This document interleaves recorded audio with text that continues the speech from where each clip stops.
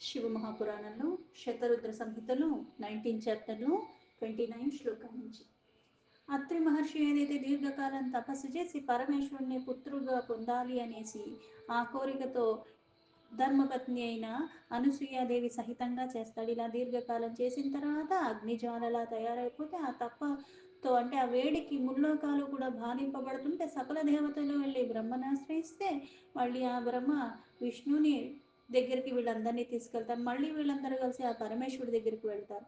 తర్వాత ప్రసన్న చిత్తంగా ఆ త్రిమూర్తులు మొత్తం వచ్చి అత్రి ముందు ప్రకటింపబడి ఆయన కోరికను ఆయనకి లభిస్తుంది అని చెప్పి, పైగా ఒక్క పుత్రుడు కాదు మా ముగ్గురు అంశాలతో ముగ్గురు పుత్రులుగా నీకు కలుగుతామని చెప్పి వెళ్ళిపోతారు అంతర్ధానం అయిపోయి.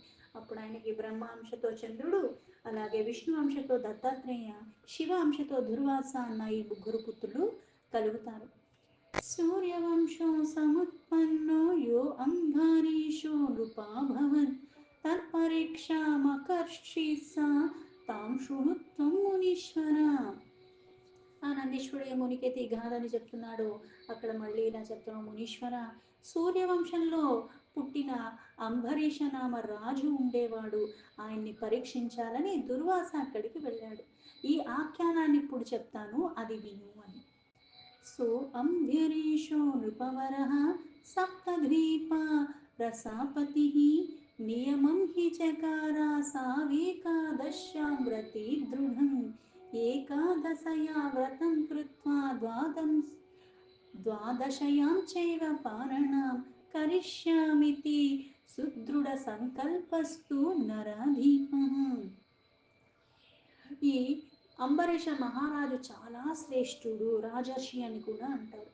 ఇక్కడ సప్త ద్వీపాలకి అధిపతిగా ఉండి దాన్ని పరిపాలిస్తున్నవాడైతే భార్య సహితంగా ఏకాదశి వ్రతం చెయ్యాలనే దృఢ నియమంతో దాన్ని చక్కగా ఆచరిస్తాడు. అంటే ఒక సంవత్సర కాలం కూడా నెలలో వచ్చే 2 ఏకాదశిని నియమంగా చెయ్యటము. ఇలా ఆ రాజు దృఢ సంకల్పంతో ఏకాదశి వ్రతాన్ని చేసిన తర్వాత మళ్ళీ ఏకాదశి రోజు ఏదైతే ఉపవాసం ఉంటామో అది మళ్ళీ ద్వాదశ గడియలు వెళ్లకుండానే అప్పుడు మళ్ళీ ఆహారాన్ని స్వీకరించడం, దాన్ని పారణ చెయ్యటం అంటారు. ఈ సంవత్సర కాలం చేసిందంతా కూడా చివరి ఏకాదశికి తర్వాత వచ్చే ద్వాదశి రోజు పారణ చేస్తే ఈ వ్రత ఫలితం మనకి లభిస్తుంది.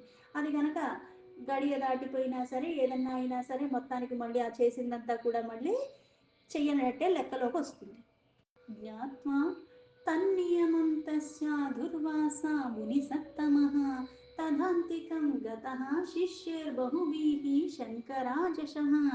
అయితే ఆ పరమేశ్వరుడి అంశతో ఉత్పత్తి చెందిన ముని శ్రేష్ఠుడైన దుర్వాస ముని అక్కడ అంటే ఈయన అంబరీష మహాముని ఏం చేస్తాడంటే పాలన చేసే ముందు కొంతమంది బ్రాహ్మణులను పిలుస్తాడు, విధి విధానంగా వాళ్ళకి పూజించుకుని వాళ్ళకి చేయాల్సింది అన్ని పెట్టి వాళ్ళకి భోజనాలు పెట్టి తిను పాలన చేయడానికి పూనుకుంటాడు. ఆయన దుర్వాసనేం పిలవడు. అయితే ఇక్కడ పరమాత్మ పరీక్షిస్తున్నాడు కాబట్టి ఆ మునిశ్రేష్ఠుడైన దుర్వాస ఏదైతే పరమేశ్వరుడు ఒక అంశో అక్కడ ఇలా తెలుసుకుని అక్కడ తన శిష్యులతో కలుసు తానే అక్కడికి వెళ్ళి చేరుకుంటాడు.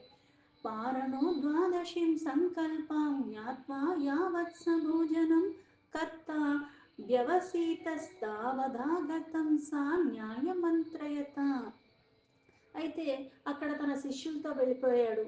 అయితే ఇక్కడ ఇంకా ద్వాదశి గడియలు కొన్ని ఉన్నాయి పారణ చేయటానికి. అది గడిచిపోయింది అంటే ఇంకా పారణ చేయటానికి చేసినా సరే ఈ వ్రత ఫలితం అన్నది దక్కదు.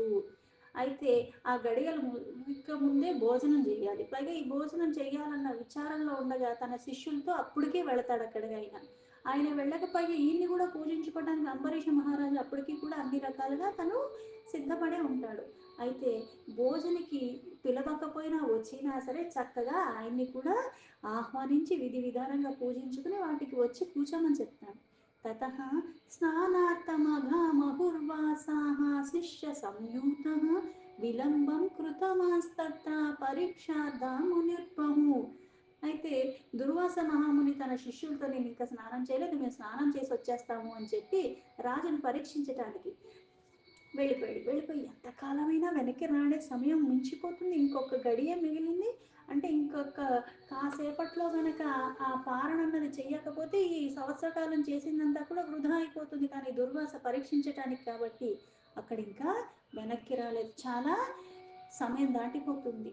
धर्मविघ्नं तथा ज्ञात्वा साधुपः शास्त्रार्शशासनात् जलं प्राशयास्थितस्तत्र तदा गमनकाङ्क्षयः.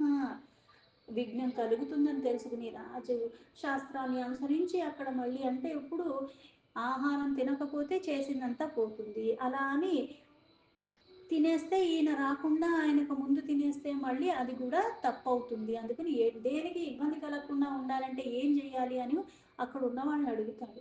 అడిగితే వాళ్ళు అంటారు, ఇప్పుడు మేము చెప్పాం కాబట్టి నువ్వు చేసావంటే మళ్ళీ వీళ్ళ మీద అది వచ్చేస్తుంది. అందుకని నీళ్లు తాగినా భోజనం చేసిన దాంతో సమానమే అవుతుంది. అలాగే వ్రతభంగం కూడా కలగదు. పైగా ఆయనకి పట్టకుండా తిన్నామన్నట్టుగా కూడా నింద కూడా రాదు. తర్వాత మీ బుద్ధికి ఏది తోచితే అది చెయ్యండి అని చెప్తారు, కానీ ఇలాగే చెయ్యండి అని వాళ్ళు కూడా చెప్పరు.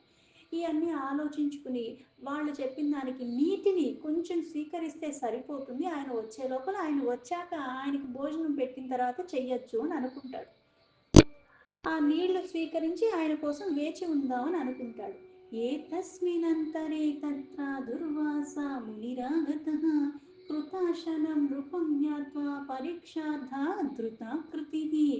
ఈయన ఎప్పుడైతే అదే క్షణంలో కొంచెం ఒక గుటక వేయటానికి వీలుగా కొన్ని నీటిని ఇలా తీసుకుని అలా పెట్టబోతాడు, అదే సమయంలో దుర్వాస ఆయన శిష్యుడితో వచ్చేస్తాడు. రాజు నీటిని స్వీకరించడం చూసి ఆయన పరీక్షించడానికే కదా ఇలా చేశాడు. అందుకని ఇక్కడ చాలా కోపంలో ఉన్నట్టుగా భయంకరమైన రూపాన్ని ధరించినట్టుగా ఆయనకి చాలా కోపం వచ్చినట్టుగా చేస్తాడు. చుక్రోధాతి రూపే తస్మిన్ పరీక్షార్థ వృషస్య సహా ప్రోవాచ వచనం తుగ్రం సాముని శంకరాశ్చచః. వెంటనే చాలా కోపంలో ఉండి ఆ శివాంశ కాబట్టి వెంటనే దుర్వాసుడు ధర్మాన్ని పరీక్షించడానికి ఆ ఉద్దేశంతో రాజుని కఠోరమైన వచనాలు మాట్లాడుతూ ఉంటాడు. దుర్వాస ఉవాచ మాం నిమంత్ర్య నృపాభోజ్య జలం పీతం త్వయాధమ దర్శయామి ఫలం తస్య దృఢదండధరో అహం. దుర్వాసాంబరీషమ రాజునిలా అంటాడు, అధమా నువ్వు నేను వచ్చేదాకా కూడా అంటే నీ మంత్రంలో ఉన్నాను, పైగా భోజనానికి నాకు పెట్టి నువ్వు చెయ్యాలి, నేను రాకుండానే నువ్వు నీటిని ఎలా స్వీకరించేస్తావు, దాని ఫలితాన్ని నీకు ఇప్పుడే నేను చూపిస్తాను, నువ్వు చేసిన ఈ పనికి దుష్టుని దండించాలి, అది కూడా ఆ క్షణంలోనే అంటాడు. ఇత్యుక్త్వా క్రోధతాం రోక్షో నృపం దగ్ధం సముద్యతః సముత్తస్థో ధృతం చక్రం తత్స్థం రక్షార్థమీశ్వరం. ఇంత కోపంలో ఇలా చెప్పేసరికి కళ్ళు ఎర్రగా అయిపోయి ఆ రాజాని భస్మం చేసేయాలన్నట్టుగా ఇలా ఉండి అక్కడ రాజుకి లోపల మళ్ళీ ఆ ఈశ్వర చింతనలోనే ఉన్నాడు. అక్కడ ఈయన మీద కోపంతోనూ లేడు రాజు, పైగా అక్కడ బాధ లేదు, అయ్యో నేను సంవత్సరకాలం చేసుకున్నాను కదా ఇట్లా ఎందుకు చేస్తున్నాడు ఆ చింతన ఏమీ లేదు. పరమాత్మ చింతలో అంటే ఇప్పుడు పరమాత్మ మీద ప్రీతితో ఈ వ్రతాన్ని నేను పూనుకుని చేశాను, అయితే ఇలాంటి క్లిష్ట పరిస్థితుల్లో నేనేం చేయాలని అప్పుడు కూడా పరమాత్మ మీదే ధ్యాసతో ఉన్నాడు అంబరీషుని. ఇప్పుడు దుర్వాస మహాముని ఇలా అంటుంటే కూడా పాపం ఆయనకి నేను కోపం తెప్పించానే అని మళ్ళీ ఆ పరమాత్మ చింతనలోనే ఉన్నాడు, లోపల లోపల ఈశ్వరుణ్ణే అక్కడ స్మరిస్తూ ఉన్నాడు. అప్పుడు ఆ విష్ణువు ఈయనని శపించే లోపల ఆ విష్ణువు అక్కడ తన సుదర్శన చక్రాన్ని ఈయన రక్షణార్థమై అక్కడ ప్రకటింపబడేలా చేస్తాడు. ఇక్కడ అంతర్లీనంగా లీల అని చెప్పింది ఏంటి అంటే, ఇప్పుడు విష్ణు అంశగా పుట్టినవాడేమో దత్తాత్రేయుడు, అయితే విష్ణు తన సుదర్శన చక్రాన్ని పంపించను, ఇక్కడ మళ్ళీ పరమేశ్వరుడు అంశతో ఉన్నది దుర్వాస. అయితే మళ్ళీ ఎలా అయితే రుద్రుడికి శివుడికి భేదం లేదు, అలాగే శివుడికి విష్ణుకి కూడా భేదం లేదు. అంటే తానే ఇక్కడ ఒక రూపంలో ఉండి తానే మళ్ళీ ఇక్కడ ఇంకో రూపంలో ఉండి తానే మళ్ళీ ఇక్కడ రక్షిస్తున్నట్టుగా తన భక్తుల్ని మళ్ళీ కాపాడుతున్నట్టుగా ఇది లీల. ప్రజ్వలాలాతీతం చక్రం మునిం దగ్ధం సుదర్శనం శివరూపం తమాజ్ఞాత్వా శివమాయ విమోహితం. సుదర్శన చక్రం శివమాయతో విమోహితంగా శివస్వరూపంగా ఉన్న దుర్వాసని తెలుసుకోలేక అక్కడ ఆయన్ని ఇక్కడ రక్షణ కోసం వచ్చింది, ఆ విష్ణు పంపగా వచ్చింది, అందుకని భయంకర రూపంతో జ్వాలల్లాగా ప్రకటింపబడి అక్కడ నుంచింది రక్షణార్థమై. ఏతస్మినంతరే వ్యోమవాన్య యువాచార శరీరిణి అంబరీషం మహాత్మానం బ్రహ్మభక్తం చ వైష్ణవం. అదే సమయంలో ఆ శరీర ఆకాశవాణి రూపంలో విష్ణుప్రియమైన భక్తుల్ని రక్షించటానికి మహాత్మ అయిన అంబరీషుడితో ఇలా చెప్పింది. ఆకాశవాణిర్ ఉవాచ, అందుకే వ్యోమవాణ్యు అంటారు. సుదర్శనామిధం చక్రం హరయే శంభుర్నార్పతిం శాంతం కురు ప్రజ్వలిత మధ్య దుర్వాససి నృప. ఆకాశవాణి ఇలా చెప్పింది, ఓ రాజా, అక్కడ నీ రక్షణార్థమై ఆ విష్ణు సుదర్శన చక్రాన్ని నన్ను ఇక్కడికి పంపించాడు. ఆ దుర్వాసను ఇలా జ్వలలతో ప్రజ్వలిస్తూ ఈ సమయంలో నేను శాంతం చెయ్యాలి. ఈ సుదర్శన చక్రం మళ్ళీ మనకి ఇంకా పురాణ గాథల్లోకి వెళితే ఇది మళ్ళీ కూడా ఒకానొక సమయంలో మళ్ళీ సకల దేవతల శక్తిని అంతా ఒక దగ్గర సమూహంగా చేసి ఈ సుదర్శన చక్రాన్ని చేసి ఆ సుదర్శన చక్రాన్ని కూడా మళ్ళీ ఆ పరమేశ్వరుడు విష్ణువుకి అందించాడు. అంటే ఇక్కడ మళ్ళీ ఆయన ఇస్తే ఈయనకు వచ్చింది, ఈయన తక్కువ అన్న భావనలో రాకూడదు. తానే చేసి తానే తనకు ఇప్పించుకున్నాడు అన్న భావనలో, తానే వినియోగిస్తున్నాడు అన్న భావనలోనే తీసుకోవాలి. అందుకుని ఆకాశవాణి ఇలా చెప్పింది, ఆ పరమేశ్వరుడే ఒకానొక కాలంలో ఈ సుదర్శన చక్రాన్ని విష్ణువుకి ఇచ్చాడు.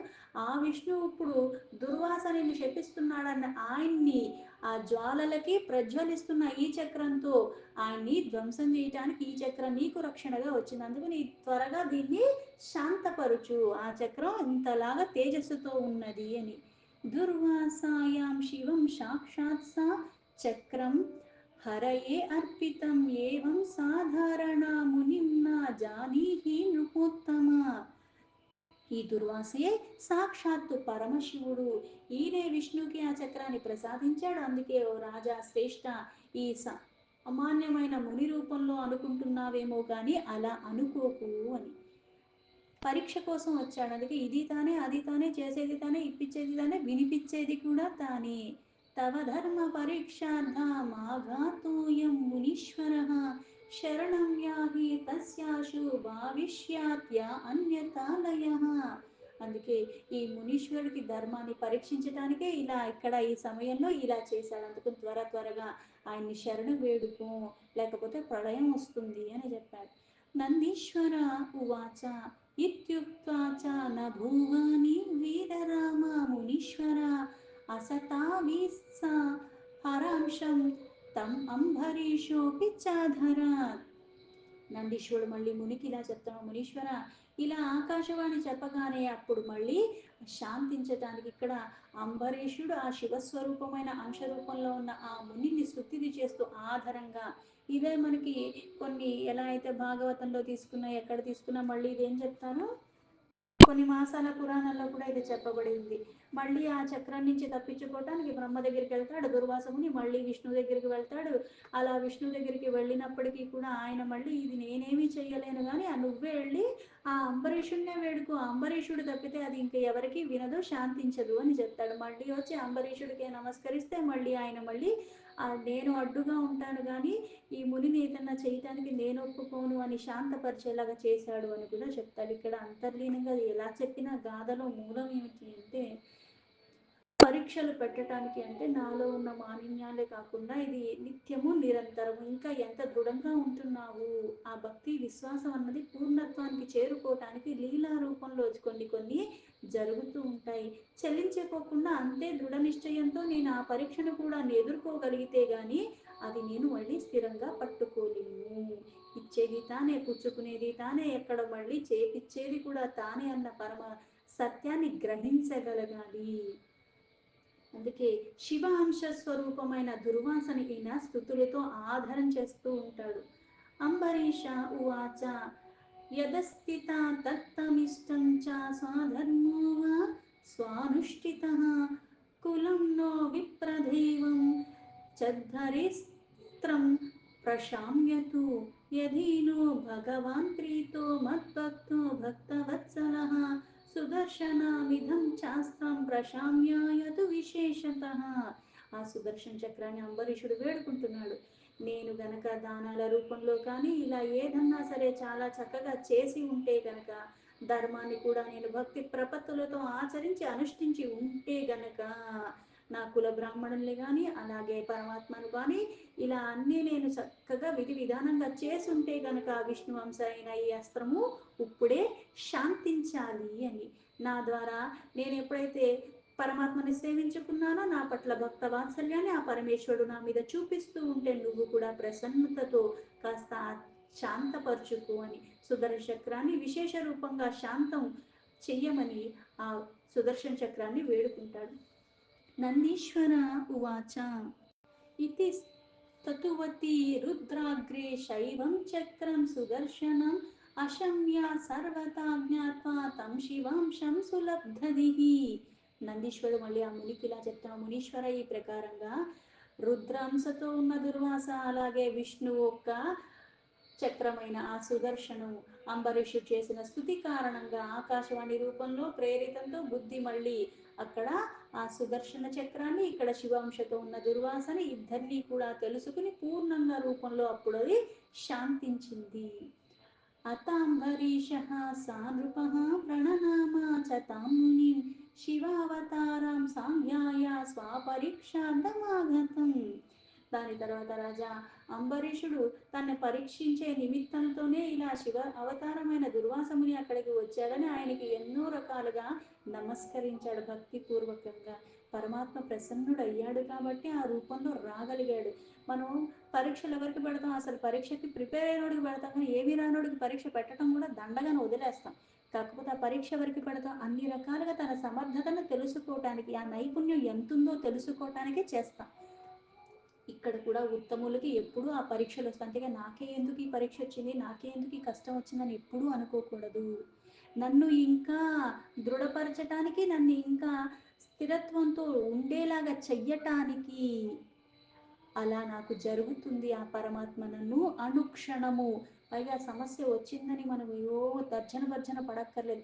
సమస్య నేను ఎదుర్కోవటానికి నన్ను సిద్ధపరిచి, కానీ ఆ సమస్యను పైగా నేను భరించేదే నాకు ఇస్తాడు తప్పితే దానికి మించింది నాకు ఎప్పుడూ ఇవ్వడు. కానీ ఆ సమయంలో కొండంత బరువు నేను మోస్తున్నానన్న భావన వస్తుంది. కానీ ఇదే మాయామోహం, దాన్ని తొలగించుకోవాలి. సుఖాన్ని స్వీకరించినట్టుగా దుఃఖాన్ని కూడా స్వీకరించడం, సమభావ స్థితిలో ఎల్లవేళలా ఉండటమే మనం నేర్చుకోవాలి. అప్పుడే ఈ సంసారం అన్న భవసాగరాన్ని మనం దాటగలము సునాయాసంగా. మూలం అంటే ఆ నాభ పరమాత్మయే మళ్ళీ. సుప్రసన్నో బభూవాత సాముని శంకరాశచః భుక్త్వా తస్మై వరం దత్వా స్వాభిష్టం స్వాలయం యయౌ. దాని తర్వాత ఆ పరమేశ్వరుడు అంశతో ఉత్పత్తి చెందిన ఆ దుర్వాసమునికి అత్యంత ప్రసన్నుడైపోయాడు. ఆయన భోజనం చేసి అభిష్ట వరాలన్నీ కూడా ప్రసాదించి మళ్ళీ తన ధామానికి, తన దుర్వాస మహాముని కూడా వెళ్ళిపోయాడంటే ఇక్కడ మనకి అంతర్లీనంగా చెప్పేది ఏంటి అంటే, ఇప్పుడు ఎక్కడ చేసినా నువ్వు శివుణ్ణి పూజించు పర్వాలేదు, విష్ణువుని పూజించు, విష్ణు అవతారాల్లో శివ అవతారాల్లో బోళ్ళు ఉన్నాయి. రుద్ర రూపం తీసుకుంటావు, కాలభైరవుని తీసుకుంటావు, ఏ రూపం తీసుకుంటావు, ఏదన్నా తీసుకో, పూజించు, కానీ భేదభావం లేకుండా పూజించాలి. అందుకే విష్ణువుని పూజిస్తూ నువ్వు శివుని మీద మళ్ళీ భేదభావం ఉండి అదేదో తక్కువ దేవుడు, ఇది కాదు అది కాదు అని ఇట్లాంటి భేదం చూపిస్తూ ఉన్నప్పుడు ఈ పూజను ఆ విష్ణువు కూడా స్వీకరించట్లేదు అన్నది యథార్థము. భేదభావం లేకుండా నేను పూజిస్తున్నప్పుడు ఏమవుతుంది? నేను సకల దేవతల్ని పూజించినట్టే అవుతుంది. పూజించేది ఒక్క మూర్తినే, ఒక్క రూపాన్ని, కాకపోతే అది పరమాత్మ రూపము. అన్ని పరమాత్మ రూపాలన్న భావనతో చేస్తున్నాను. అందుకని సకల దేవతల్ని పూజించినట్టే ఆ పరమాత్మను నేను చేసే పూజను ఆయన స్వీకరిస్తున్నాడు. అందుకే ఇక్కడ ఆ శివస్వరూపము విష్ణు స్వరూపము రెండు ఆ పరమాత్మయే. ఆయన అభిష్ట వరాలన్నీ కూడా ఇచ్చి తన ధామానికి తను వెళ్ళిపోయాడు. దీంతో శివ మహాపురాణంలో శతరుద్ర సంహితలో 19th చాప్టర్లో 50 శ్లోక సంపూర్ణం.